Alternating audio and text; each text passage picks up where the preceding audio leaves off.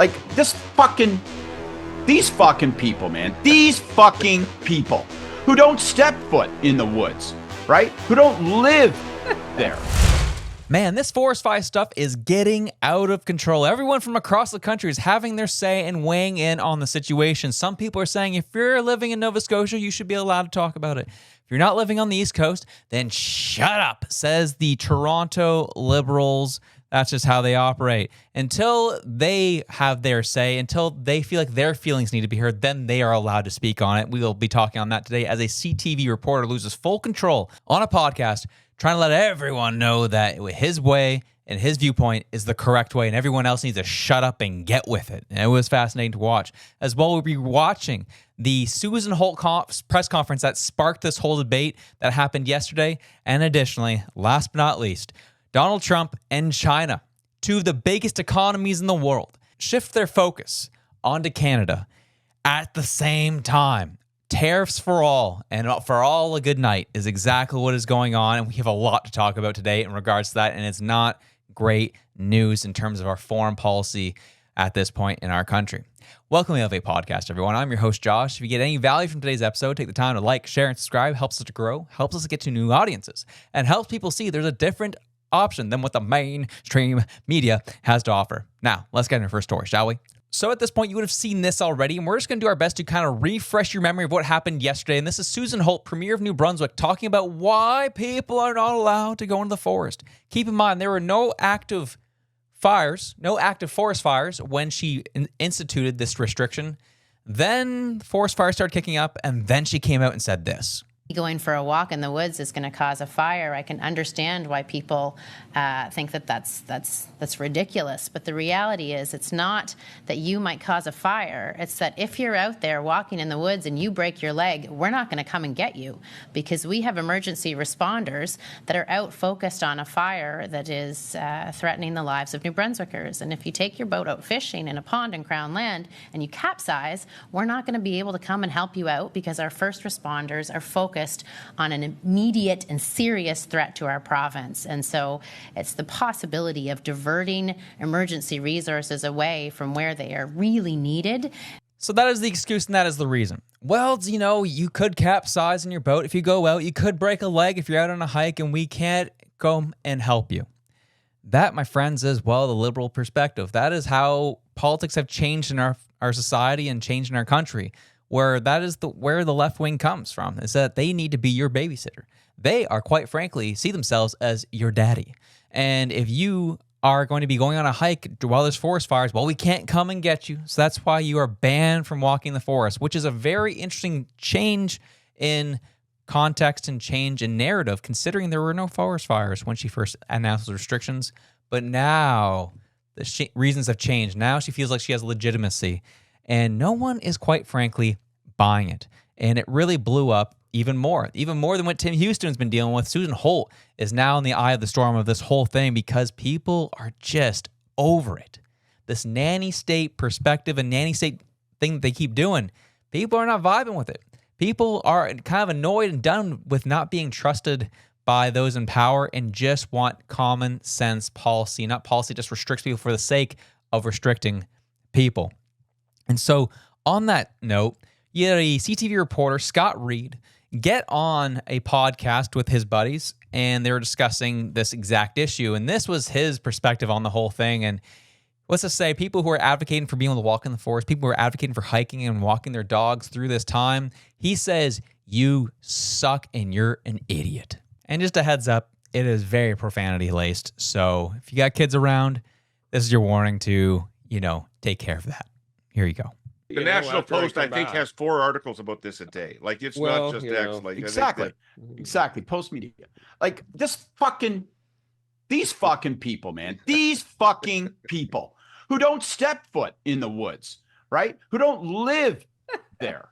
And they don't have any practical experience with this. They decide that this is a nice National Review, modern mega argument that they want to elicit. Like, you're going to look a firefighter in the face who's busting their guts, right? Risking their life to try to not just to try to contain this thing. And all they're saying is, you know what? Like, let's not make the problem worse. Okay. Give us a chance at trying to get our hands around this thing. And these people are sitting in Toronto, in a cafe writing because the Post media editor said, we'd like 3 more articles on this. And they're all wound up about how, oh, my rights are being trampled on. This is the problem. This drives me crazy. To my mind, what's the defining characteristic of MAGA, of this whole sort of, post-COVID pushback, conservative sort of thought line, small c conservative, whatever it is, all that convoy conservatism, right? It's selfishness. It's just undisguised selfishness. I want to fucking do it. I have no sense of community, no sense of obligation to my neighbors, family, friends. If it's what I want to do, well, then I'm a hero. Now, these are the same people who will stand in their driveway with a bottle of beer and bitch and moan about why isn't the government cracking down on those that break the law and do this and do that. Why don't they enforce it? But it's when they enforce something they dislike, well, then they are all they're all freedom fighters. Like, fuck you. We have obligations. We live in a society. If a place is on fire, we rally together to help them. You don't say, well, this is an abrogation of my rights. Like, just fuck right off to these people. Like, I see how these guys in Toronto, I know some of these conservative writers, and it's like, Jesus Christ, have you ever pulled a pair of boots on in your whole life? Like, it's insane. So there you have it. He says, F you. If you have a concern about this and you're worried about it, F you. You don't care about your community. You actually are a waste of time. You're just a you're just a beer drinking, beer belly individual who has no care about anybody else. You have no friends. You have no community. Why do you even get to talk about this? He says. And that, my friends, is the issue in the context and tension we are currently seeing in our country these days, is that specifically. Is the fact that the minute you question the motives, you question the thought process, you question the decisions made, you are a bad person. You, my friend, are back in 2020. You're killing grandma, you're killing your family, you're killing your friends because you're not getting vaccinated, because you're not doing this, you're not doing that. You're a bad person. And here we are, 2025, back at it in the form of these climate-sanctioned decisions. And I love the comparison he makes here, where he says, the people that are complaining about law and order and police not doing their jobs and catching the bad guys are the same people who are complaining about this and the government actually doing their job on this. Blah, blah, blah. It's like, just because of something you don't like. Oh, okay. Got it. Fining hikers $25,000 is very different than people getting murdered in the streets, assaulted in the streets. Sexually assaulting people in public is very, very different. And the fact that nothing's being done about those people, but we're clamping down on hikers for $25,000 apiece, shows you how mixed up things are at this point. And that's why people are frustrated. That's all they're saying. That is literally all they're saying. Sure, there's some people who are going over the top and complaining about this, that, the. I understand. But the regular person is just saying, seems excessive. This is actually helping. What have we done to be proactive about this? Oh, nothing. This is just a reactive method. And in that case, telling everyone you can't go in the forest. Like that's the solution here. And the minute you critique that is the minute these people have issues. And I love that this was made public because that gives you an idea with what these people think. You had there in the bottom right corner laughing is Mr. Taranecki, who was a campaign advisor to Mr. Doug Ford. And you know what Doug Ford's advocating, looking to get the leadership of the Conservative Party on the federal level in Canada. Those are the people that you have to keep an eye out for, because if Ford and his jabronis decide to somehow get leadership of the Conservative Party, oh baby, we are in for it, and we're in for a long haul. So you got to keep an eye on what's happening on all sides of the political aisle in our country. But secondly, this was interesting. Carney's $1.2 billion in lumber aid inflames subsidy allegations, U.S. industry says. This is why this is interesting, because we talked about this when the tariffs went on softwood lumber and they increased them. Well, Mark Carney said, U.S. isn't buying as much of our lumber now. So what do? Well, he says we're going to subsidize the industry by $1.2 billion, and the U.S. was not happy about it. Says the U.S. lumber industry says new financial support pledged by Canada to domestic forestry companies risks deepening the neighbors' long-running trade dispute and may result in yet more import taxes. Last week, Prime Minister Mark Carney promised as much as $1.2 billion in loan guarantees, grants, and contributions for Canadian sawmills to pursue product development and market diversification in response to what he said were unjustified U.S. import taxes. 3 days later, the United States Department of Commerce separately confirmed it would more than double combined anti-dumping and countervailing duties on Canadian softwood lumber to 35.19%, aimed at counteracting what it alleges are sales below market prices and Canadian subsidies to sawmills, partly in the form of low fees firms to pay to provincial governments to harvest logs known as stumpage rates. Canada rejects the claims, and U.S. is not buying it. You know, the issue we've talked about with what China does is they produce all steel in their country, they do their projects, they build, and then the excess steel they just dump into the West and completely undercut all of our prices in our industry here. That's what the U.S. is alleging Canada is doing with their softwood lumber industry. That's why this has been a long, ongoing issue between both countries, long before Trump, before Biden. Like, this has been, almost over a decade issue. It's been going on for a long, long time between Canada and the United States. This is not just a Trump issue. And he's just kind of highlighting it more so. But the U.S. has always alleged this about us, that we like to undercut their industry. We undercut their country and their prices because we subsidize our industry and then we kind of give rock bottom prices in the United States. They are alleging what China does to us is what we do to them. And that is the issue that people are having with what the U.S. is having right now with what Carney did was, okay, we upped the tariffs on you, and then he came in with $1.2 billion to continue doing what we're alleging that you're currently doing. Carney and the Liberals are saying, we don't do that. Canada's saying we don't do that. And the United States says, no, that's exactly what we're doing. That's why it's going up to 35.19% on softwood lumber. Right now, the truth lies somewhere in the middle of what the actual practice is. However, China has come in as well.